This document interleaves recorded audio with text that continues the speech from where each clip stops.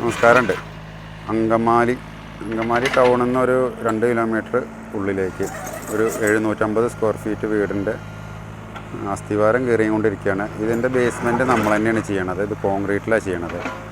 അപ്പോൾ അതിന് നമ്മൾ ചെറിയ ഹിറ്റാച്ചിയുടെ ഒരടീൻ്റെ കൈ വെച്ചിട്ടാണ് കയറുന്നത്.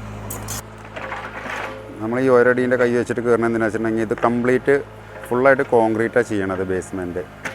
അപ്പോൾ അത് ഒരടി വീതി മതി. കാരണം ഒരടിയിൽ കൂടുതലായിട്ടുണ്ടെന്നുണ്ടെങ്കിൽ നോർമലായിട്ട് 2 അടീൻ്റെയാണ് കല്ലിൽ കെട്ടുകയാണെങ്കിൽ ചെയ്യാം.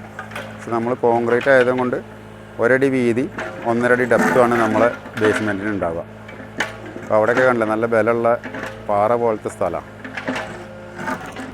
അത് കയറുമ്പോൾ തന്നെ അതിൻ്റെ സൗണ്ട് കേട്ടാൽ അറിയാം അല്ലേ, അത്രയും ബലമുള്ള മണ്ണായി അടിയിൽ.